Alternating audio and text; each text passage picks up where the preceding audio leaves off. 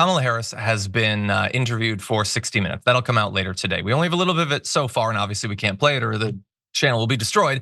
But I want to give you a little bit of what happened when the topic of Israel came up. So Bill Whitaker asked her, or started, he said, we supply Israel with billions of dollars in military aid, and yet Prime Minister Netanyahu seems to be charting his own course. The Biden-Harris administration has pressed him to agree to a ceasefire. He's resisted. You urged him not to go into Lebanon. He went in anyway. He has promised to make Iran pay for the missile attacks, and that has the potential of expanding the war. Does the US have no sway over Prime Minister Netanyahu? To which Harris said, the aid that we have given Israel allowed Israel to defend itself against 200 ballistic missiles that were just meant to attack the Israelis and the people of Israel. And when we think about the threat that Hamas, Hezbollah presents Iran, I think she means Israel, I think that it is without any question our imperative to do what we can to allow Israel to defend itself against those kinds of attacks. Now, the work that we do diplomatically with the leadership of Israel is an ongoing pursuit around making clear our principles, which include the need for humanitarian aid, the need for this war to end, and the need for a deal to be done, which would release the hostages and create a ceasefire. And we're not going to stop in terms of putting that pressure on Israel and in the region, including Arab leaders.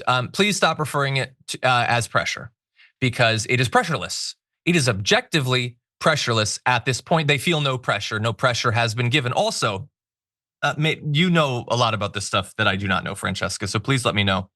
Obviously, there's defense systems that stop the ballistic missiles. Are 2,000-pound bombs a core component of that defense? Do we like lob the 2,000-pound bomb into the air so that it hits one of the ballistic missiles? Because I feel like it's just used. They send a plane, they drop it on a hospital, and the hospital goes boom. I think that's how it works. I think defensive weapons and offensive weapons are two different things. And when you hand over a bomb, you know what it's gonna be used for, and it's not gonna be stopping an Iranian ballistic missile. That's my guess, but I'm not an expert. What do you think?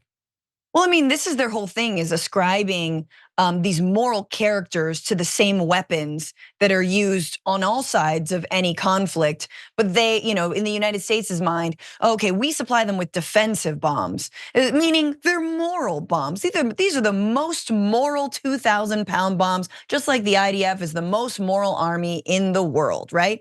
But then when it's Iran's missiles, evil missile, offensive missile, how dare you? So there's that sort of fun house of lies that we're living in. But let's be more specific about what happened when Iran fired those 200 missiles at Tel Aviv in response, once again, to a lot of attacks, including assassinations that happened inside of Tehran. But let's just leave that. The United States shot most of them down. The US did. US destroyers in, I believe, the Mediterranean were the ones to shoot them down. That was just a freebie. That's just extra taxpayer dollars, guys. We already have given them the weapons, the ballistic missiles. Those are offensive weapons if you're trying to talk about them. Those are missiles. So do you understand what I'm saying? We also have already given them money for the Iron Dome, which has worked and successfully prevented missiles from landing and injuring people inside of Israel.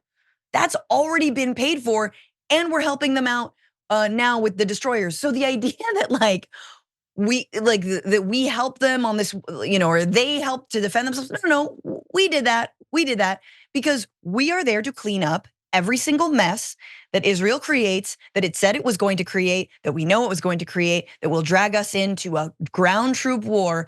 But let's hope if Netanyahu gets his way before the election, thereby swinging it to Trump. Look, there's two things from last week that we need to talk about really, really quickly that we learned, which is Netanyahu wants Trump to be president and Biden knows it. He told confidants that he thinks that Netanyahu would like to start another regional war in order to swing the election to Trump.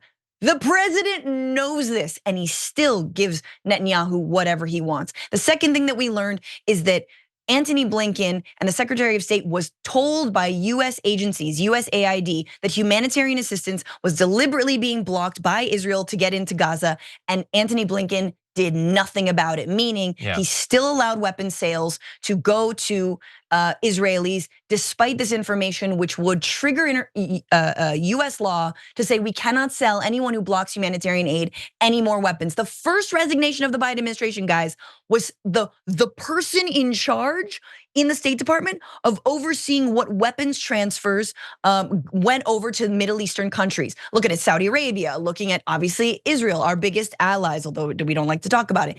And even for him, he was like, oh, this is too much. We've gone too far. I need to resign in protest. In other words, the guy who knew the most about it has known how utterly evil it is to be selling Israel weapons. And this was a year ago that I think he resigned before December of last year. Probably glad that he did at that time and didn't wait.